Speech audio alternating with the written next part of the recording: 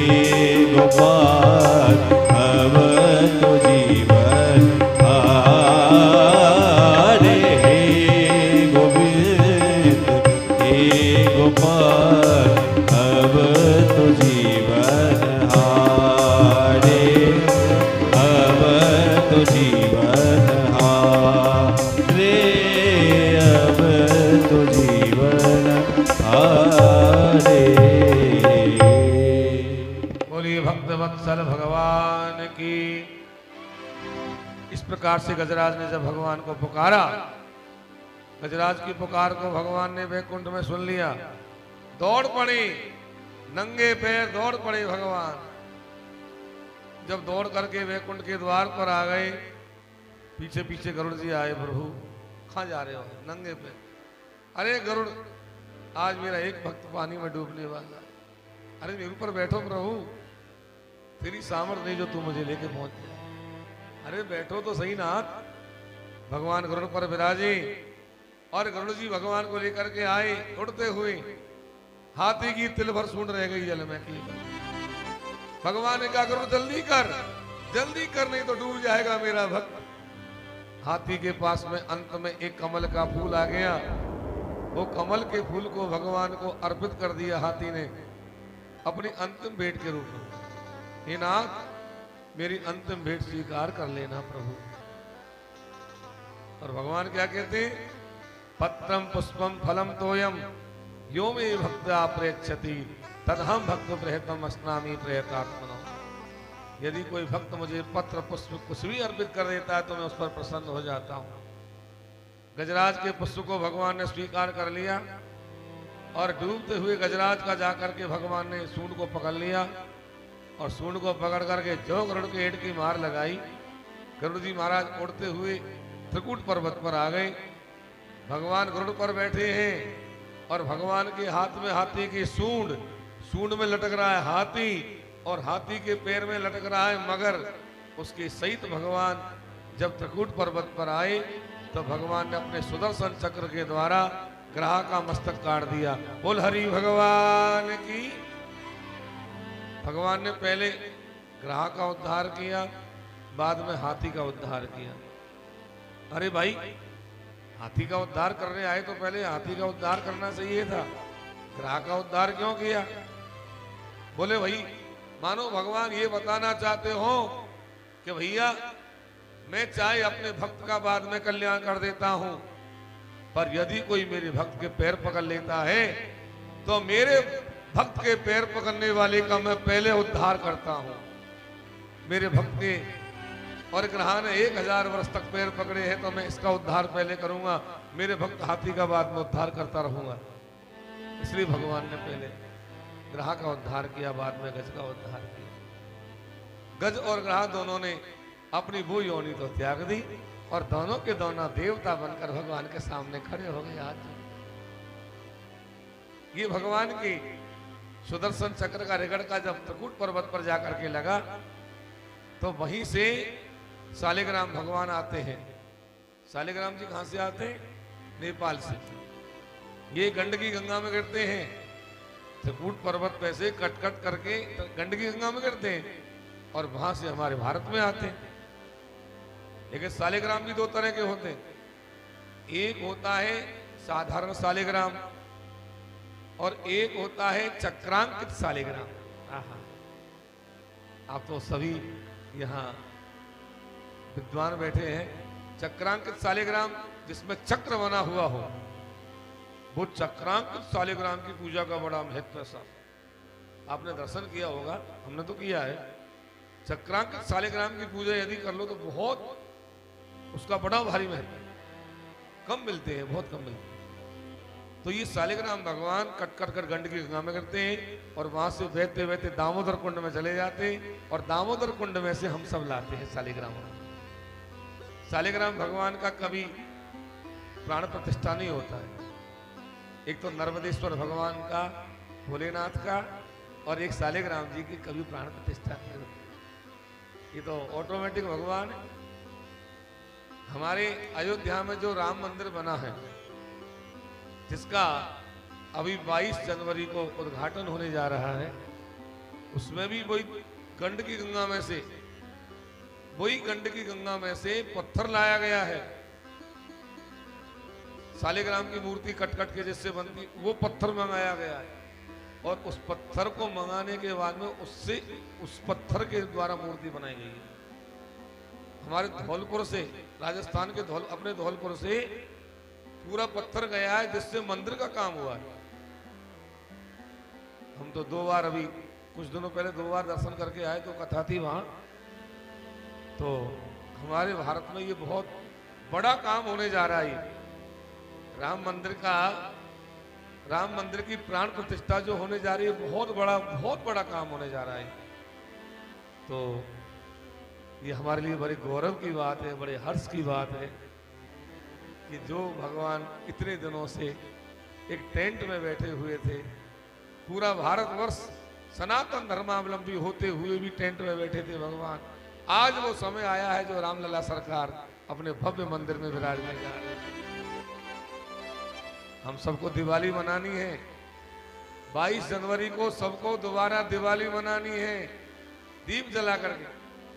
घर घर में राम रक्षा स्तोत्र का पाठ, सुंदरकांड का पाठ और भगवान के महामंत्र का जप आदि होना चाहिए ज्यादा से ज्यादा, जिससे हमारे सनातन धर्म की रक्षा हो और हमारे सनातन धर्म का ज्यादा से ज्यादा प्रचार और प्रसार हो। तो ये शालिग्राम भगवान गंडकी गंगा में से आते हैं। जब गज और ग्रहा दोनों देवता बन गए तो महाराज परीक्षित ने प्रश्न कर लिया गुरुदेव के चरणों में, गुरुदेव ये दोनों अभी तो गज और ग्रहा थे, ये देवता कैसे बने? ये कौन थे गुरुदेव? तब सुखदेव जी ने कहा कि ये जो ग्रहा था, ये ग्रहा पहले के जन्म में हु गंधर्व सप्तमहा, ये हु नाम का गंधर्व था। ये हु गंधर्व 2 भाई थे, हु गंधर्व और हा गंधर्व। ये दोनों भाई देवताओं को हंसाने का काम करते थे, जोकर का काम करते थे। हंसाना कोई साधारण काम नहीं है, हंसना भी एक योग है। आजकल बड़े बड़े शहरों में तो सुबह सुबह जाके देखो आप, पार्कों में हंसना हंसी नहीं आ रहे तो हंसा रहे, जबरदस्ती हंस रहे। क्यों? हंसी गायब हो रही है आज लोगों की। आजकल लोग टेंशन में ज्यादा है, हंसना होता नहीं है। और ये ऐसी क्रिया है, इसके बिना सारा मामला खराब हो जाता है। हंसना बहुत जरूरी है शरीर के लिए, जैसे खाना जरूरी है, सोना जरूरी है, टहलना जरूरी है, वैसे ही हमारे शरीर की क्रिया है हंसना, बहुत जरूरी है। तो ये दोनों गंधर्व हंसाने का काम करते थे। नाटकों में जोकर होता है, संस्कृत के नाटकों में विदूषक होता है। तो ये हुहू गंधर्व एक बार कोई सरोवर में स्नान कर रहा था। स्नान करते करते उसने देखा कि देवल नाम के ऋषि आ रहे स्नान करने, पानी के अंदर चला गया। और जैसे ही महात्मा जी पानी में नहाने को गए, भीतर से आकर पैर पकड़ के खींच करके ले जाने लगा। जब ये खींच के ले जाने लगा तो देवल ऋषि बोला, अरे तू कौन है भाई? मगर की तरफ पकड़ के ले जा रहा है, जा मगर की योनि को प्राप्त हो जा। मगर बनने का श्राप दे दिया। जब हु गंधर्व को श्राप लग गया, हु गंधर्व कहने लगा, महाराज जी मैं तो हंसे मजाक कर रहा था, हंसाने के लिए। देवर ऋषि बोले, ये हंसने की हंसाने की बात है क्या भाई? मेरे नाक मुंह में पानी भर जाता, मैं मर जाता। बोले महाराज आपने तो श्राप दे दिया। बोले दे दिया तो दे दिया, मुझे माफ कर दो। बोले माफी मांग रहा है तो जा, आज जैसे तूने मेरा पैर पकड़ा है ऐसे सबके पैर पकड़ता जा। एक बार तू एक हाथी का पैर पकड़ेगा, हाथी भगवान को पुकारेगा और भगवान के हाथों से तेरा उद्धार हो जाएगा। जा, आज वही हु गंधर्व आकर के ग्राह बना है, इसका उद्धार भगवान ने कर दिया। ये हाथी कौन था? बोले हाथी पहले के जन्म में राजा था। कहां का राजा था? हमारे दक्षिण भारत का ही राजा था। और दक्षिण भारत में एक देश था पांड्यो द्रविड़ सत्तामह, भागवत में लिखा है पांड्यो द्रविड़ सत्तामह। दक्षिण भारत में पांड्य देश था और राजा का नाम था इंद्रद्युम्न। इंद्रद्युम्न इति ख्यातो विष्णु व्रत परायण। ये इंद्रद्युम्न नाम का राजा भगवान का परम भक्त था। दिन रात भगवान के भजन में रहते थे और कोई काम नहीं, हमेशा भजन में लीन रहते। एक बार अगस्त महाराज हजारों शिष्यों के साथ में राजा के महल में गए, जाकर के बैठ गए। 1 घंटा हो गई, 2 घंटा हो गई, लेकिन राजा ने उठने का नाम नहीं लिया। जब राजा ने उठने का नाम नहीं लिया तो महात्मा जी सोचने लगे, अरे भाई ये कैसा राजा है, उठने का नाम नहीं ले रहा है, कोई आए हुए अतिथि का सम्मान करना नहीं जानता। जैसे हाथी बैठ जाता है उठने का नाम नहीं लेता, हाथी की तरह बैठा है। जा कौंजरम योनिम प्राप्त हो, यार हाथी की योनि को प्राप्त हो। अगस्त मुनि श्राप दे करके चले गए। जब राजा का भजन पूरा हुआ तो राजा से नौकरों ने कहा कि महाराज जी हाथी बनना पड़ेगा। तो क्यों? बोले अगस्त मुनि का श्राप हो गया आपको। कब आए थे अगस्त मुनि? बोले अभी आए थे, अभी अभी गए। राजा दौड़ करके गया, अगस्त मुनि के पैर पकड़े। अगस्त मुनि ने कहा राजन क्या कर रहे थे आप? अगस्त मुनि ने कहा महाराज जी थोड़ा भजन कर रहा था। भजन? अरे हमने तो तुमको हाथी बनने का श्राप दे दिया। बोले वो कोई बात नहीं, हाथी बनने का हमको कोई दुख नहीं है महाराज। अरे 84 लाख योनियों में कोई न कोई योनि में तो जीव को जाना ही पड़ता है। मुझे दुख केवल ये है कि आप मेरे भवन में आए, महल में आए और मैं आपकी कोई सेवा नहीं कर पाया। प्रभु किसके भाग्य से न जाने कौन आता है। महात्मा जी को बड़ा दुख हुआ कि देखो मैंने बिना विचारे सोचे राजा को हाथी बनने का श्राप दे दिया। महात्मा जी बोले राजन अब हमने श्राप दे दिया, वो तो लग गया, हाथी तो तुम बनोगे, लेकिन हाथी बनने के बाद भी तुम्हारे मन में भगवान की भक्ति विराजमान रहेगी। एक बार तुम्हारा मगर आकर के पैर पकड़ेगा, तुम भगवान को पुकारोगे और वो त्रिलोकीनाथ वैकुंठ छोड़ करके आएंगे और आकर के तुम्हारी रक्षा करेंगे। जाओ मेरा आशीर्वाद। सुखदेव जी कहते हैं वही राजा इंद्रद्युम्न आकर के हाथी बना और आज जब गजराज ने भगवान को पुकारा तो भगवान ने आकर के गजराज को बचाया। इस कथा का अध्यात्म भाव क्या है?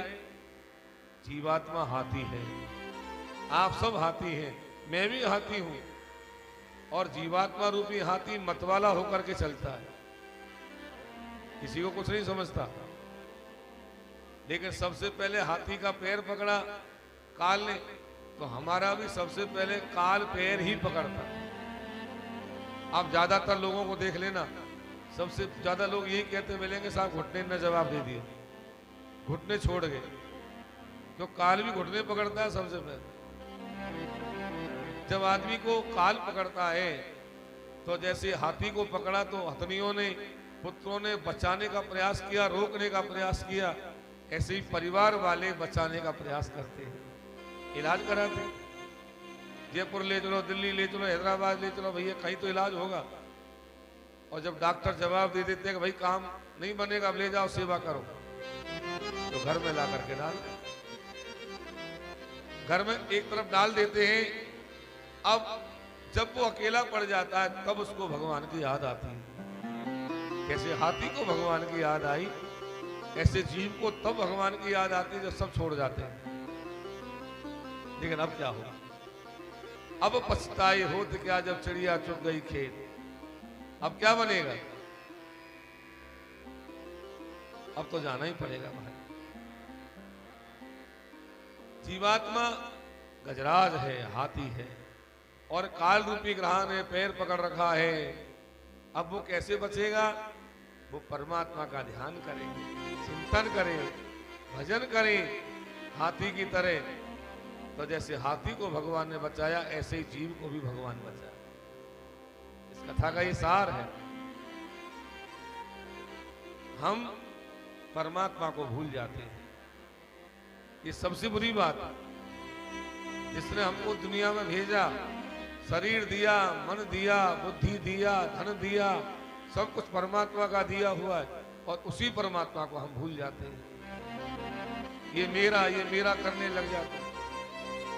यही तो हमारी नादानी है। भगवान ने गजराज को बचाया चौथे मनु के मनवंतर में। ये गजेंद्र मोक्ष का बड़ा महत्व है। यदि बहुत बड़ी विपत्ति आ गई, चारों तरफ से रास्ता बंद हो गया, कहीं से रास्ता नजर नहीं आ रहा है, तब आप गजेंद्र मोक्ष का सहारा लीजिए। गजेंद्र मोक्ष आपके सारे रास्ते खोल देगा। और गजेंद्र मोक्ष का दूसरा फायदा क्या है? दुस्सपनों का नाश। गलत सपने आते हैं, उनका नाश करता है गजेंद्र मोक्ष।